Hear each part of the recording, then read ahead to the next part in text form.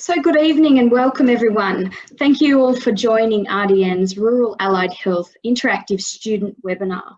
We're very excited to host this event tonight and I'm so glad that so many of you could join. I know a few people may still be joining, but I think we can get started now. But before we begin this session, I would just like to acknowledge the traditional custodians on all the lands on which we are meeting on tonight and pay respect to our elders past, present and emerging. So for those of you who don't know me, my name is Pip Kensett and I'm the program lead for the Future Workforce team here at RDN. I just had a weird little notice come up, all good. And I'm also a registered nurse by training. With me tonight, I have a number of special guests, including Crystal from our Future Workforce team here at RDN, Jared, who is our IT guru, our very special guest presenters, who I will tell you more about later, and I just wanted to thank them once again for joining us tonight and giving up their time to share a little bit about rural health with you guys. And of course, all of you. So thank you very much. Before we get into it though, I just wanted to mention a few housekeeping things. Firstly, the session tonight will be recorded. So if you miss anything, we can go back and just cover up a few things. So there we go. Can you see me now? Perfect. All right. So yeah, back to our housekeeping. So we just have a few things to go through. If you do cut out or any of the sort of tech issues arise, simply try and rejoin again, or else go back through the student email where you received your sort of link and confirmation from, and you should be able to re-enter through that and also send us an email. If you have any issues, we'll be monitoring that throughout the session. And lastly, I just want to really encourage you all to be as interactive as you can. So if you don't want to pop your camera on, like I have forgotten for the past 2 minutes, please feel free to unmute yourself or raise your hand or use the chat, because this is a very safe space. We're really excited to be able to host this event and facilitate discussion where you can ask all the questions you may not know. You can find out more about rural healthcare, allied health assessment, and all those sort of things that you've come here to find out. And we're very lucky to have so many of you with such interesting experiences, but also our 2 guest presenters. So I'd really encourage you to engage as much as you can and make sure that this is sort of as much of a learning opportunity for you all as possible. Okay, why is it not allowing me to go next? There we go. So just to give you an idea of how tonight will run, so I'm going to talk a little bit about RDN's RH20 conference, which I think might interest a few of you. Then we're going to go into our case studies, which you will have seen on the invite, and then we'll open it up for a bit of discussion and Q&A. But before we do all that, as we've started in the chat, I just want to find out who you all are and what you're studying and where you may come from. So I think we've got a poll. So if you could all just participate in that, that would be great. And we can see who is doing what from where, and just give us a bit of an idea of types of skill sets we have here tonight.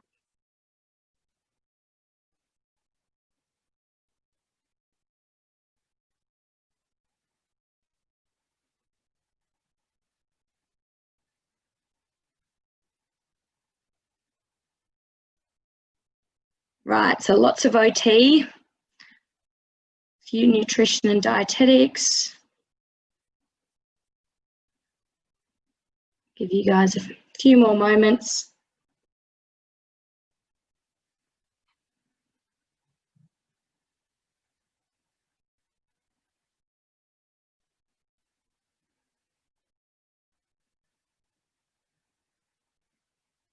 Really interested to know what the other is. So if you could bring that into the chat, that would be great.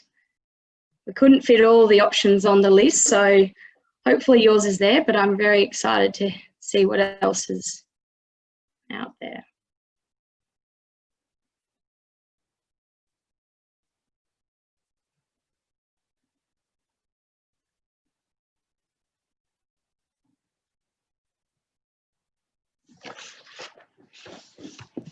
So we've also got a nursing student as well, Pip. Woohoo! I'm a nurse.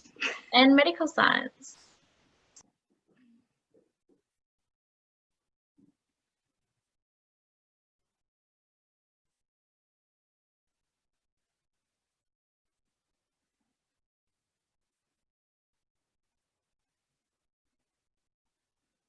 Fantastic. Oversubscribed in OT. Rach, you'll have a lot of explaining to do.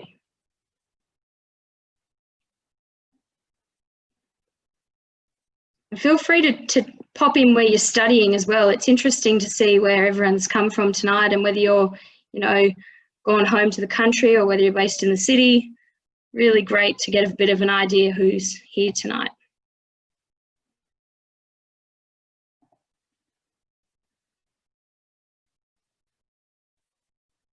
So the guys from the Gold Coast, did you hear RDN present last week?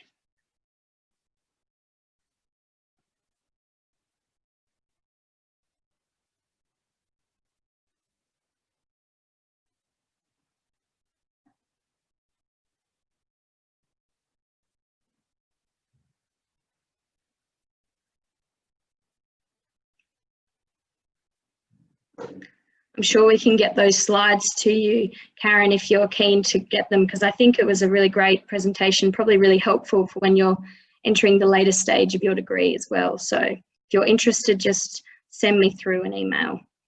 Okay, I think we've got a bit of an idea there where everyone's from and what you're studying. I think we'll move on now.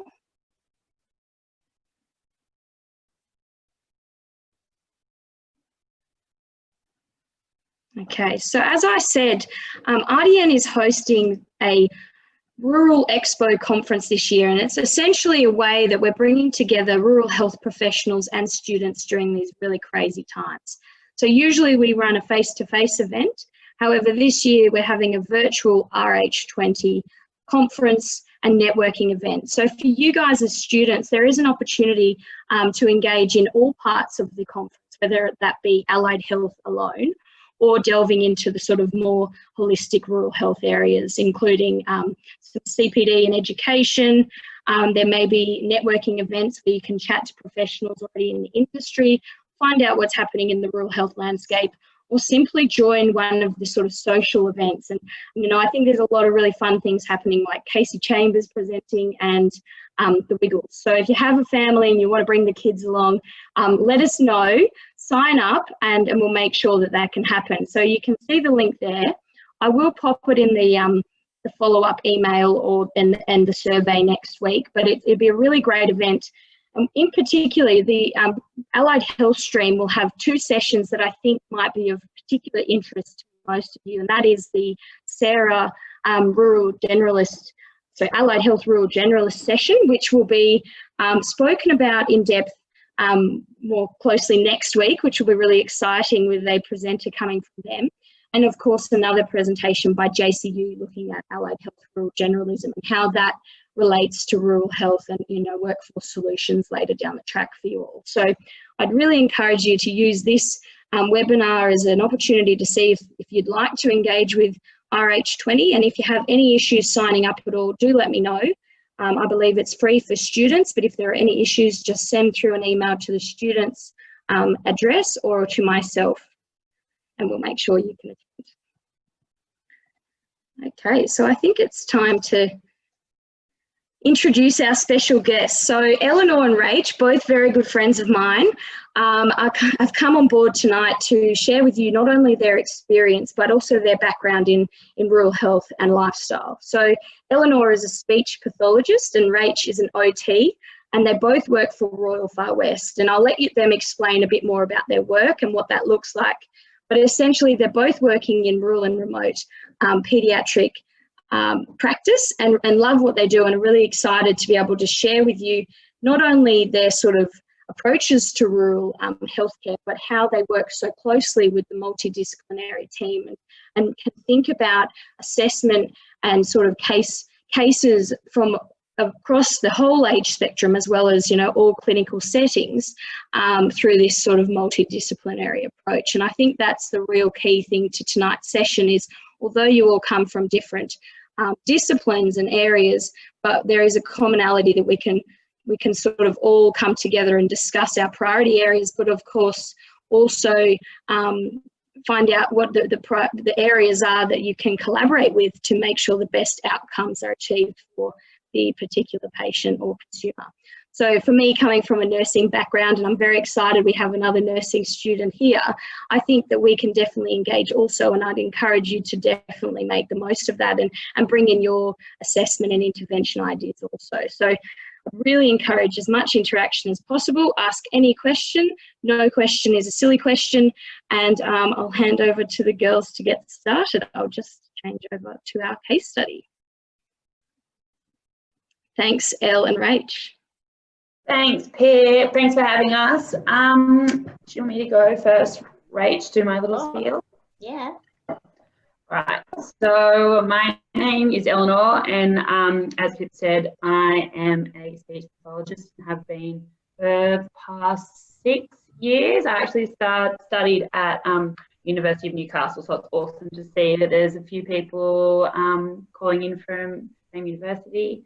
I grew up in Coonabarabra, and so I've always kind of been passionate about rural and remote healthcare and kind of understood, I suppose, the gap in services, which led me to working in a rural area in my first year out of uni. And then in my second year, Rach and I started working together in Wagga at an early intervention centre, which is probably the first place that I really got to work within a multidisciplinary team, which was really awesome. We had speechies, OTs, we also had educators and a psychologist there, which is pretty awesome.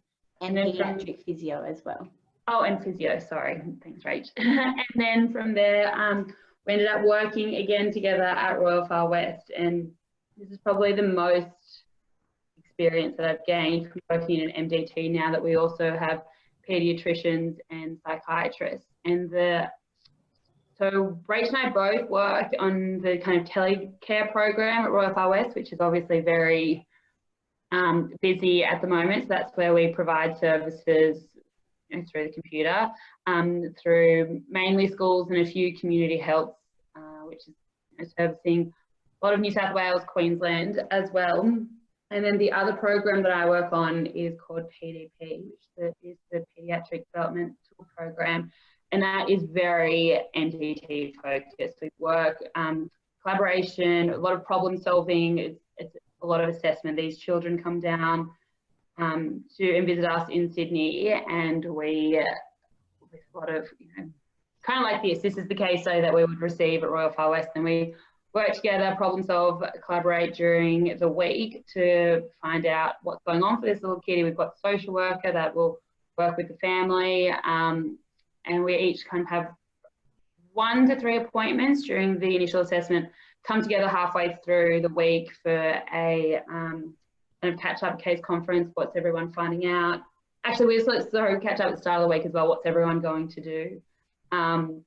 And then make a plan together. And then from there, we collaborate again in the middle of the week, find out what everyone's gathered during the week. And then by the end of the week, we have another meeting to make a plan, coming up what's our intervention plan, what diagnoses are we thinking for the child, and head on from there. So it is really quite an awesome situation that we can really work quite closely and really gather a lot of thorough information about the child, their family, their education, and work together to make a plan that suits the family best. It's very child focused.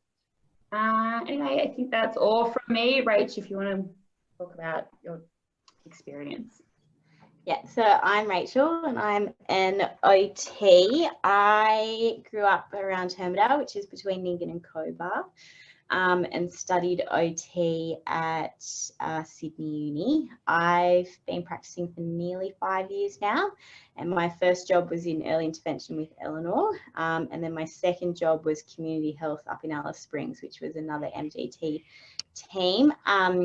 And that was a beautiful setting because as a part of the community health clinic, we had the early childhood nurses, and we had OT, and we had paed physio and speech. So it was a really nice kind of sometimes, usually, hopefully streamline of everyone coming from the nurses through to us as a referral process. And then from there came to Far West. Like Elle explained, we both do telecare, just plain straight telecare with kids, and where Elle is on the Pediatric developmental program, which is assessment focused with kids as a multidisciplinary team. I'm actually on a different program, which is called our Windmill program, and that's an NDIS based service for kids to come down for. So if basically with kids that have NDIS, except for your early intervention ones, they already have a diagnosis, so we don't usually have to go through that assessment phase, but it's a week of block therapy with kids, and it's working probably actually more in an interdisciplinary space,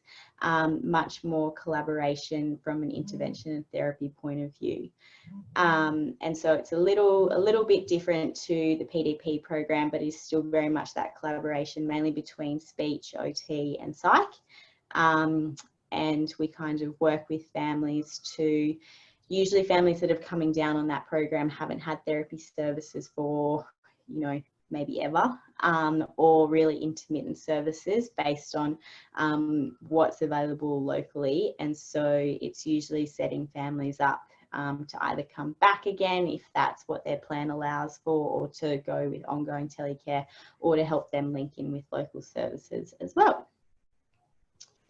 So yeah.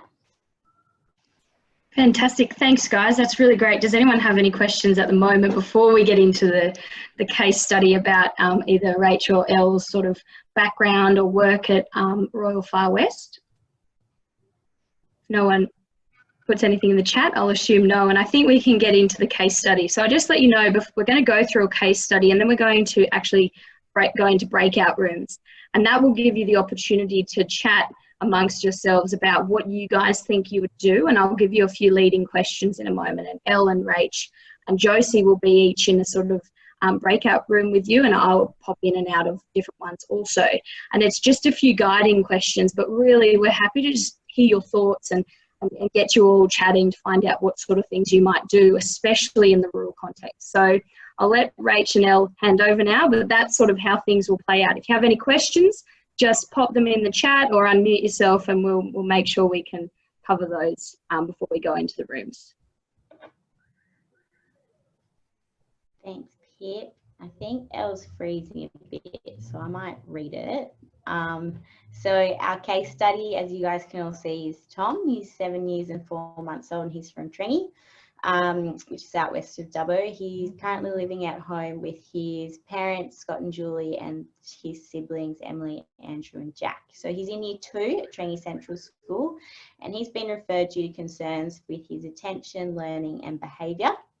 And teachers are reporting that he's achieving below his peers in literacy, but is at expected levels for maths, which is great. Socially, he's quite boisterous and can struggle to maintain friendships, as he can become a bit rough in play with his peers.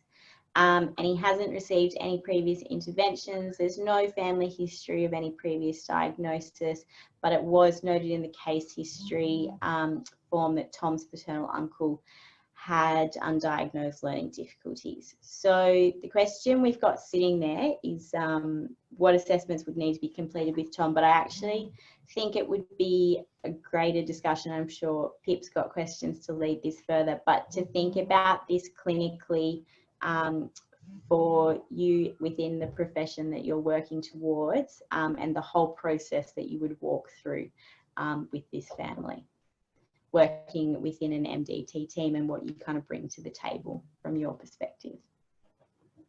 Fantastic, that's great. So I'll leave that case up there for a moment, have a bit of a think, and then I'm going to go over and we're going to look quickly at a few guiding questions. But as I said, if you just have any general comments, the girls are more than happy to chat through those as well. But basically, as Rach said, really want to get thinking about that MDT and how that would sort of influence your thinking here. Okay, so we'll move over now. Okay, so hopefully you can see those things. For those who don't know where Trengy is, it's almost in the centre of New South Wales. It's quite far west, so that also might impact what you're going to do and how you're going to do it. But yeah, basically What are your primary concerns here? What assessments would you complete, as Rach said, within your profession you're working towards, and from your experiences so far? How does his rural location impact this? And what other considerations are important here? So, as we've said, how would you work with the MDT to complete your assessment and develop a plan for Tom? Okay, so hopefully you guys can jot those notes down, maybe have a piece of paper nearby. Josie might be able to explain a little bit. When we go into the breakout rooms, you have the opportunity to use a whiteboard. You probably are familiar with this through your uni already. I'm not so crash hot with it. However, if you want to do that in your breakout rooms, you're more than welcome. It might be a nice way for you to sort of scribe and jot down your points. Otherwise, feel free to just discuss if someone takes some notes. When we come back from the breakout rooms, I would love if we could have a speaker from each of the 3 groups. So if you could work that out as well. And as I said, there is no right answer. It's just we're really keen to get your thinking and to be able to discuss and challenge what sort of is out there, especially with the factor of rural and remote practice and how that will change the way you do things. So if you have any questions, though, we'll all have the chat function, and yeah, we'll get you into those breakout rooms. Josie, did you want to mention the whiteboard? No, I don't think so. I think those that know how to use it can fiddle with it if they want, but otherwise just taking notes. If you're in Josie's group, very lucky, because Josie will be there scribing. Okay, well, thanks, guys. I think we'll now hop into the breakout groups. So, Crystal, if you could organise that, that would be fantastic. Back in. I'm just going to see. Would you prefer that we did spotlight on our presenters so that we can sort of get to know each other and then I can screen share afterwards again, or would you prefer to have the questions up?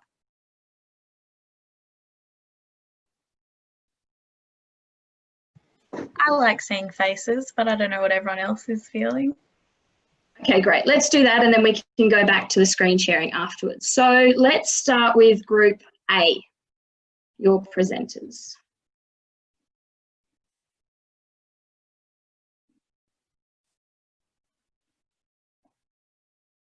Anyone from Group A going to come forward? It might be numbers. Oh, Group 1.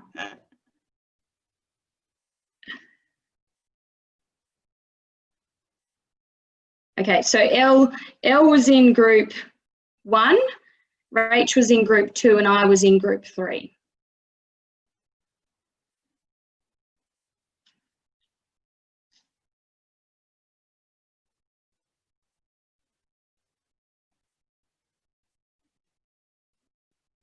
All right, we might be having a few little tech issues, so let's start with Group 3. Oh, I'm happy to get started then. Fantastic. Okay, so I do physio at Newcastle Uni, so this is just a bit of a physio perspective. We haven't really done much on peds, so I feel like I'm not flying the flag that well for us. However, it's mentioned in the assessment that he's having troubles interacting with the other kids during play. So I would just recommend on a physio perspective that we could look at gross and fine motor skills and how this impacts on his ability to interact with the other kids. So you'd need to ensure that it's age related. So look at the sports that he likes to play and has an interest in, and other games that they're playing at school, and yeah, how we can help with that. You'd need to be considerate of the learning difficulties that he does have. It just requires you to keep the assessment short and engaging. And yeah, once again, looking at things that are relevant to him. You can see how he interacts with his siblings during play and see if there's any deficits there and anything that we can improve upon. Yeah, great. Any other physios have any comments here? No? Okay, cool. We'll move on to Kate. So as an OT student, mentioned sensory profile might be one assessment that we would do to find out if the reason that he was having troubles was due to sensory overload, or like feeling agitated, not being able to concentrate and things like that. And also what the need that he has for the rough play, whether it wasn't because he was getting his correct input that he needed to remain calm. And another one from our group pointed out that diet may be another issue that might be impacting on his behaviour and cognitive. Well, you need to test for the cognitive issues, but the reasons why he was behind in his studies. Fantastic. Thanks, Kate. Any other thoughts there, or will we move on to Sabrina? Okay, let's move on. Hi, so I'm a fourth year speech pathology student at University of Newcastle, and for this case study, we talked about doing a language assessment. So it'd be a very formal language assessment because the case mentioned that he had concerns with his attention, learning and behaviour, which can just be a conflict from not understanding or not feeling like he's participating well enough in class. There's also concerns with his literacy skills. So we would do a SELF, which is a formal assessment that looks closely at his social communication skills, and it will also cover his pragmatics.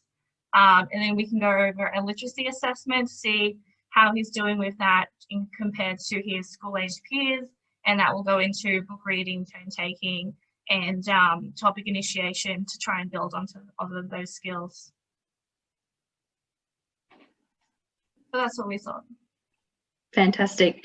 So just had a question come through. So you can present from your group about any of the questions. So we just talked about our main concerns and the things that came to our mind, but you can really discuss anything. So whether you talk more about one area or one question, that's fine, whatever you'd like to bring back to the group. So might hand over to Eleanor and your group to present. Yes, group 3. Who was going to present? We had someone that was very kind to put the hand up and write down some notes. So we had, I think we had some great discussions. I think that was me. Yes, that's right, it was you, Anna. Awesome. Yeah, so we didn't just look at one kind of practitioner. We talked about the integration of the different services, and talked about the family also doing doing informal assessments as well as the formal assessments, but getting to know the family, get the school, helping the parents work out how they're going to get to all the different assessments so that they could, and the different practitioners, and how we would contact physios or speechies or nutritionists or the paediatrician. So how we're going to pull all those different strings together to support this family in a rural setting. Yeah, and then there was talk about the different kind of things that would be done by the different assessors. So as the speeches mentioned, the literacy skills and language assessments, but the psychologist would look at cognitive assessments and his working memory, and then us OTs would be more looking at the sensory profiles and pulling that kind of thing together. That's some of the stuff. Thanks, Anna. I think, yeah, that's awesome. We did have a lot of discussions because we had a lot of OTs and then wanted to cover the whole kind of MDT approach. Also looking at, the child's hearing and sight and getting all those kind of background information. Oh, my computer's frozen.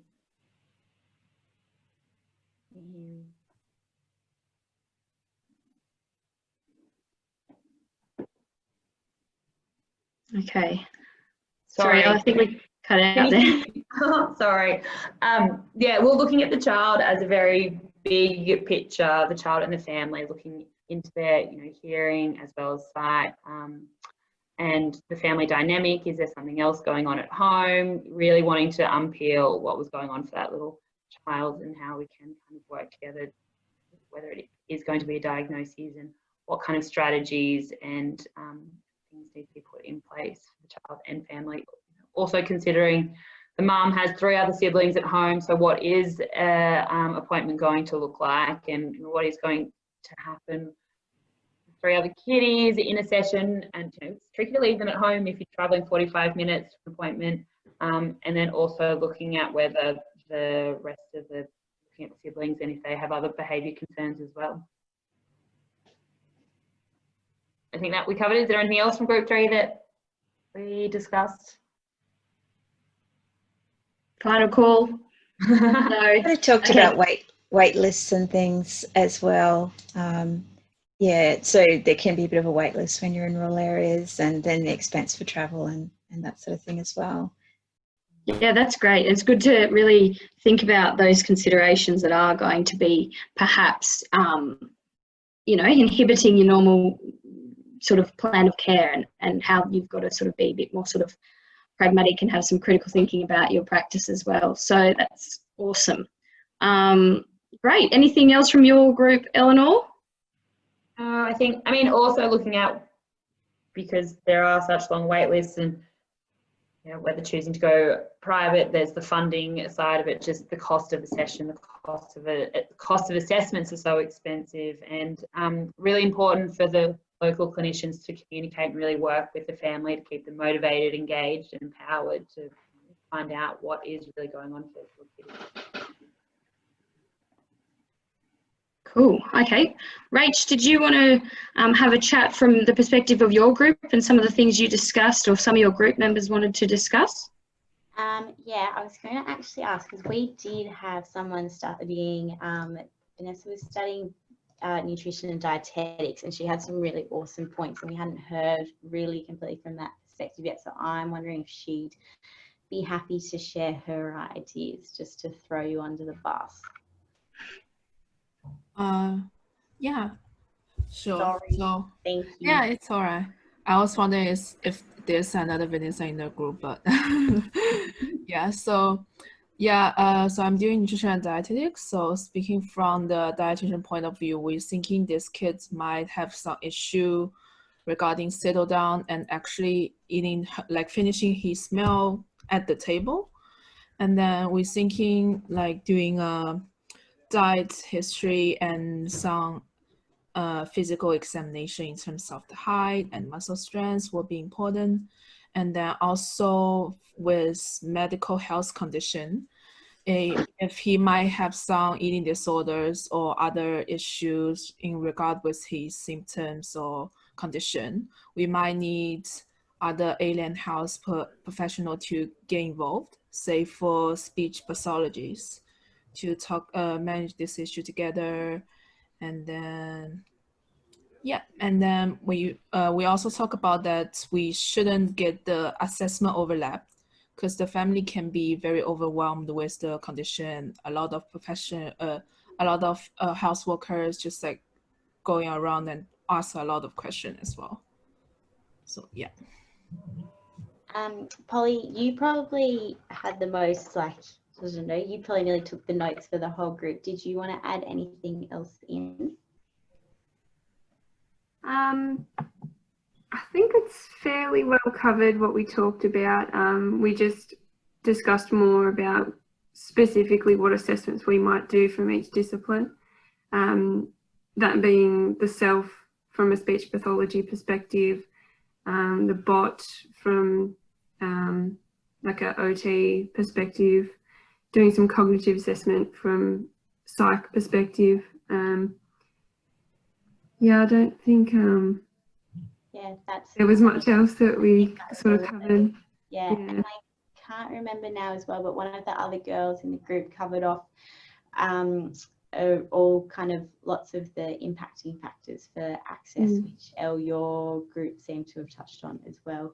Just from an OT point of view, and this is just a maybe a bit of a, not a scapegoat of mine, what's the word, but anyway, from an OT point of view, even though he is presenting with lots of sensory issues, it's still really, really important from a process point of view, when you've got the opportunity to do a full assessment, to make sure we cover off all the areas that we do look at. So yes, sensory is really important, and looking down the regulation path and the behaviour side of things.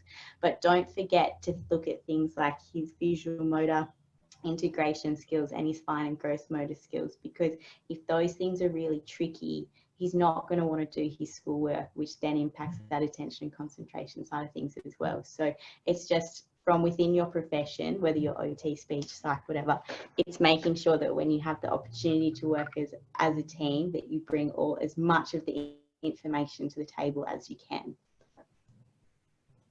On that as well, thanks, Rach. I just want to quickly add, I think someone alluded to it about keeping the, or mentioned it, sorry, keeping the assessments short because he only has a short attention span. But I suppose that's when the regulation comes into handy, that, you know, being able to work with him and having movement breaks within these, you know, assessments. These, especially, I'm thinking from the the speechy side of things, self 5, which can go quite long, but you want to get the full profile. You really want to be able to see the difference between his receptive language, his ability to understand instructions, compared to his expressive language, to see where the breakdown is. So you really want that full profile. So you really have to work with him and know what motivates him, whether it is having, you know, doing star jumps, or whether it is the deep pressure, and, you know, really kind of, I suppose, having to work with that OT if there is no OT involved to get the full information there. And that's the other side too, Damien, just coming to your question as well. And for a kid that does have difficulty with literacy and he does have difficulty with attention skills, and Elle just touched on that, it's like, what else do we use to get a child through these activities? And so we've got our movement side of things, but we know with kids that the more predictable and routine you make things, and you break it down and you always let them know what's coming next, that you can support a child like Tom to get through a whole battery of assessments. You just have to play to his strength. So maybe it's just that in your conversation with the parents, mum goes, he's awesome in the mornings, and you're like, great, are you the kind of family that wants the 8 till 10 a.m. appointment with a couple of breaks in between that? Because then you know that we can get him through that whole process, as opposed to them rocking in at 3 p.m. when he's done half a day at school, he's cognitively exhausted, he's been in the car for an hour and a bit to get to Dubbo for these assessments to happen. All those bits and pieces. So it's like coming back to that first, and Polly, you covered this really well in our group, that really comprehensive information gathering that you have with families, and that just general conversation of what's life like for you guys and how can we make that work as a team to support you. That's a really important conversation to have, because then you get the best outcomes for the child that you're working with.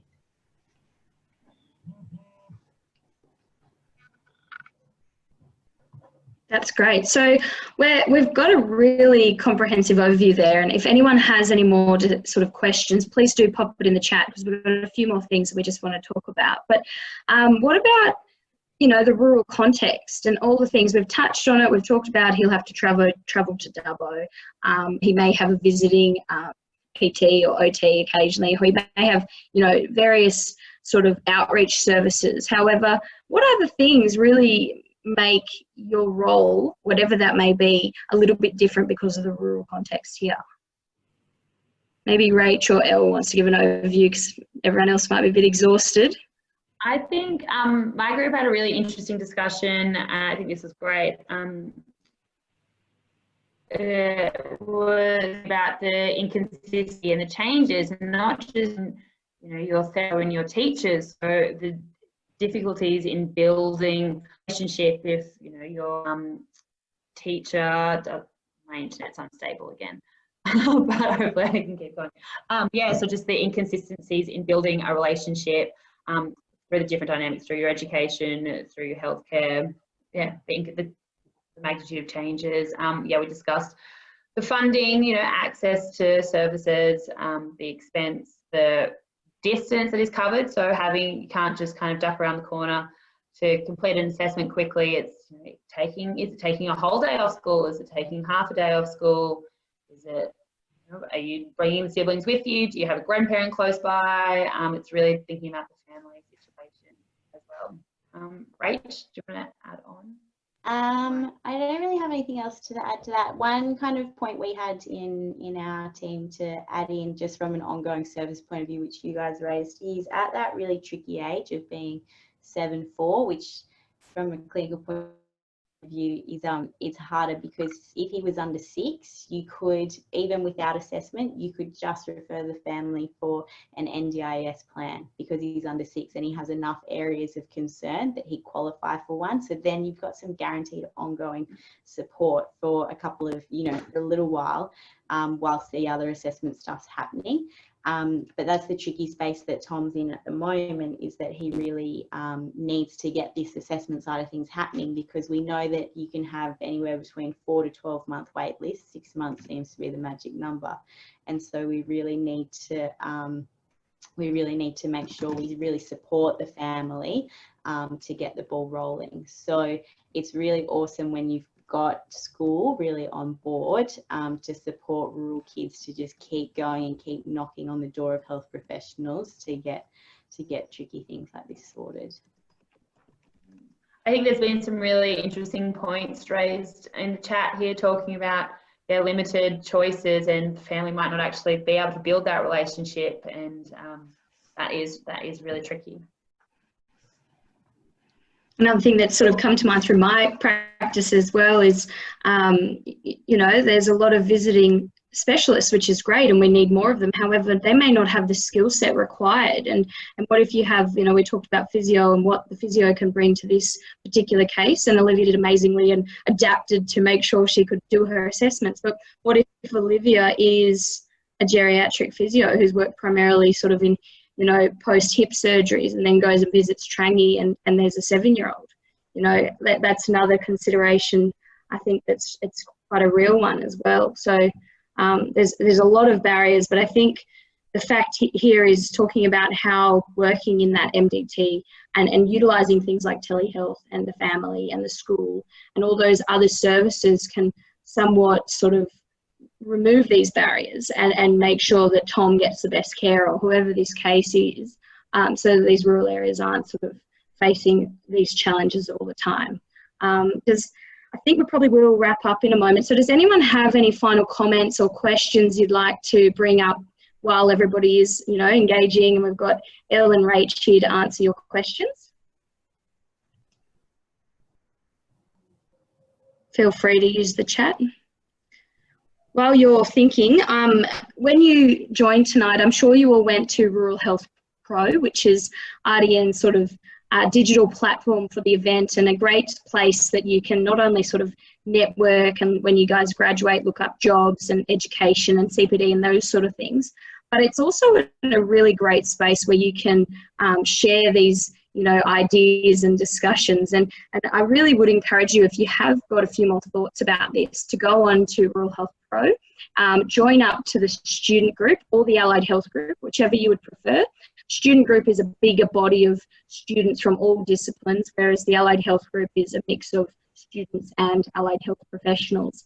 And you know, keep these conversations going. We do also have the digital venue, which is where your join here button was tonight, and it had our sort of speaker bios and those sort of things there. So you can chat there, but the other thing is that will have the recording to tonight's session. So if you do want to go back and review some of the ideas or anything, that's also available to you all. But if there's no more questions, I just want to thank you all so much for your engagement tonight.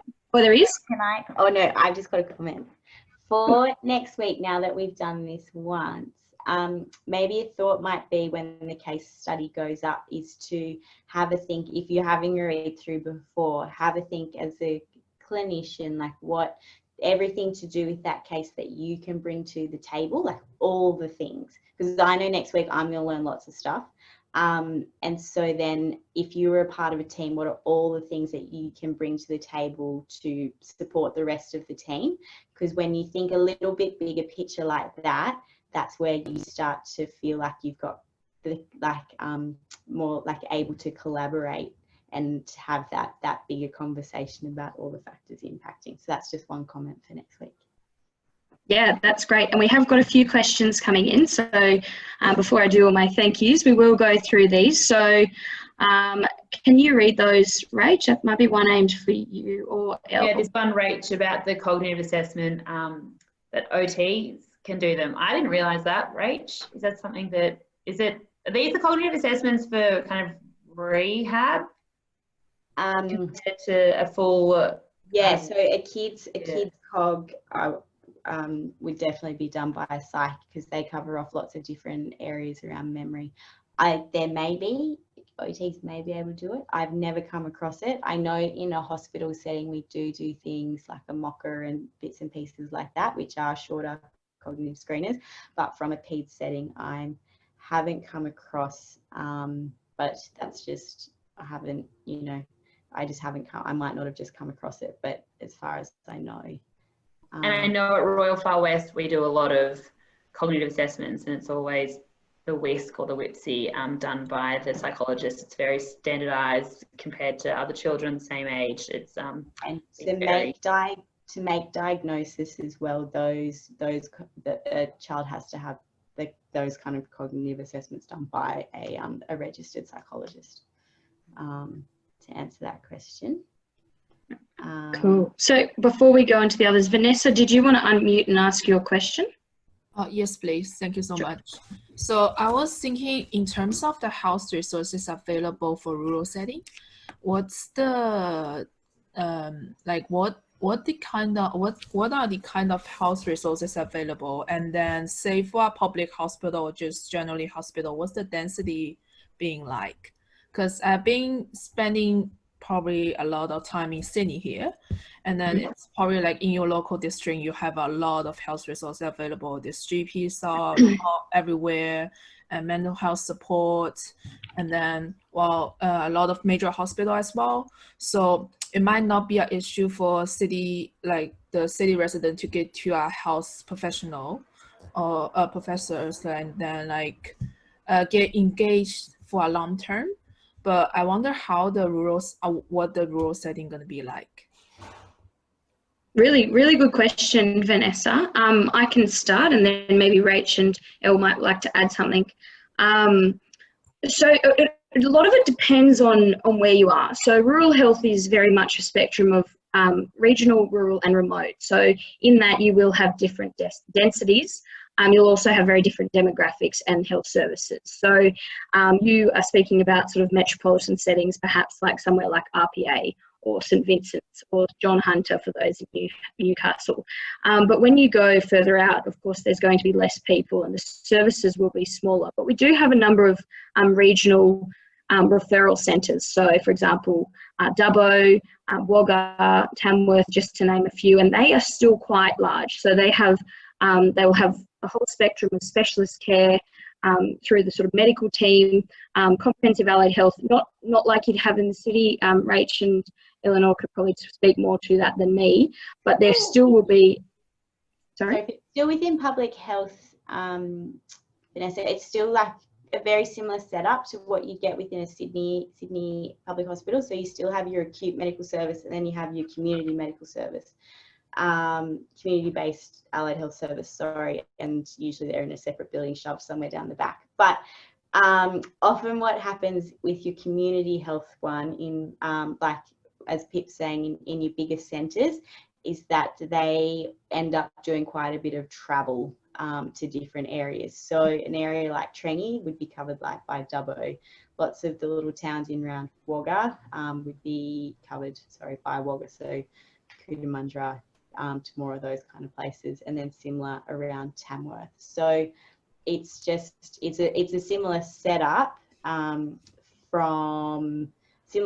to what you'd find in Sydney. It's just that the area that they have to cover, although there's less people, it's just bigger geographically. I see. Thank you. And then in addition to that, do you guys find this any in terms of multicultural wise, do you guys find this any differences? Because as dietitian student, we've been talking about culture a lot. Yeah, for sure. It depends on which areas you go to, because I know like when Eleanor and I were both down in Wagga is quite a big resettling area for refugees and asylum seekers. So it is quite a multicultural hub. And Griffith and Albury-Wodonga are quite similar as well. Elle, do you have anything else to add into that from a northern New South Wales point of view? Armidale's another resettling spot. I know that's also very similar up there. Elle, you might know a bit more out your way. No, I don't. Not for the central west area that I know. I used to work out in sorry, Elle, I interrupted. Vanessa, I used to work out in Broken Hill, and and is quite isolated, very far away from Sydney, however, not too far from Adelaide, only sort of 5 or 6 hours. And it was very multicultural. And what I used to find from, there's a really large Filipino population, and when I would chat to them, is they found that often it was, I think there's this sort of disposed idea that rural areas are very sort of, you know, one fit, sort of old world stereotypical. However, I do think that they are very multicultural and very accepting. You know, the thing about rural health is the sense of community is so strong, and more often than not, people really enjoy these areas because they feel they really belong. And I think that's one of the beauties of being in a rural centre. And from the majority of people I've worked with, and also friends living out there and growing up in rural New South Wales, is I think it is a very friendly environment where the fact that you've had to, you know, put yourself out there or decide to go to the trivia at the pub or gone to a barbecue, people are really excited regardless of, you know, where you'll come from or your background, and they get excited by the idea of sort of sharing that. So I think it is something that I did find when I was out there, and I'm sure Rach sort of shared similar ideas when she was in Wagga. So that would probably be my only little comment that I would add to your quite good question, Vanessa. Thank you so much. No worries. Okay. Now, Rachel, did you I see you've covered some of the questions in the chat. Was there anything else you wanted to go through? No. Okay, cool. Now we are a little bit over time, but next week we might be able to do a little bit more of this. We're going to talk a little bit about transdisciplinary skill sharing. It was a question that came up in my group, but I think we might continue that one on our digital platform. But I think unless anyone has any burning questions, we might leave it there for tonight. As I said, please do join in and get involved in Rural Health Pro. We will have the recording there. If you have any other questions in the meantime, you've got the student email. I popped my email in the chat, and of course you could contact RDN in any other way. Thank you so much, Rach and Eleanor. It has been amazing having you guys and your sort of experience and skill sets be able to join and speak so openly with the students. And thank you everyone who joined for being able to be so relaxed and open and share your thoughts and really make our engagement so great and this webinar so much fun for everyone. And, you know, coming from a nursing perspective, I feel I've learnt a lot, and I'm very excited that next week we're going to be able to discuss this with relation to an adult case and also from the perspective of an allied health rural generalist, which is really exciting. And so look forward to next week and hope you can all make it. So thank you, everyone.